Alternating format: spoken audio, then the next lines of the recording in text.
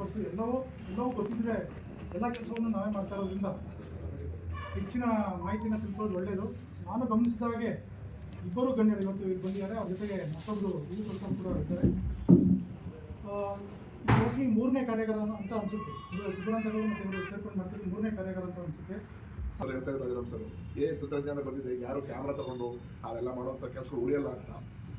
ಈಗಂತೂ ವರ್ಷಕ್ಕೂ ನಮ್ಮ ಮಾಧ್ಯಮ ಕ್ಷೇತ್ರದ ತಂತ್ರಜ್ಞಾನ ಬಹಳ ವೇಗವಾಗಿ ಬದಲಾಗ್ತಾ ಇದೆ.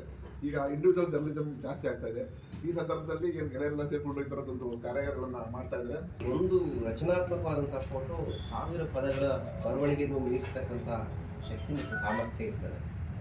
ಅಂಥ ರಚನಾತ್ಮಕ ಫೋಟೋವನ್ನು ಕ್ಯಾಮರಾ ಹೊರತುಪಡಿಸಿ ಮೊಬೈಲ್ನಲ್ಲೇ ಯಾವ್ಯಾವ ರೀತಿ ಫೀಚರ್ಸ್ನ ಬಳಸಿ ಆಧುನಿಕ ತಂತ್ರಜ್ಞಾನ ಬಳಸ್ಕೊಂಡು ತೆಗಿಬೋದಂತ ಇಬ್ಬರು ಸಂಪನ್ಮೂಲ ವ್ಯಕ್ತಿಗಳು ನಮ್ಮನ್ನು ಉದ್ದೇಶಿಸಿದ್ದಾರೆ.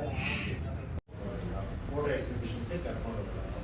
ನೇಚರಲ್ಲಿ ಹೋದರೂ ಕೂಡ ಮೊಬೈಲಲ್ಲಿ ಏನೋ ಆಟ ಆಡ್ತಿರ್ತಾರೆ, ಅಲ್ಲಿನ ಒಂದು ಸನ್ಸೆಟ್ ಇರ್ಬೋದು, ಮರ ಇರ್ಬೋದು, ಆ ಸಂವೇದನೆ ನಮ್ಮಲ್ಲಿ ಕಮ್ಮಿ ಆಗ್ತಾ ಆಗ್ತಾ ಆಗ್ತಾ ಹೋಗ್ತಾ ಇದೆ. ಹಳೆ ತಲೆಮಾರಿನಲ್ಲಿ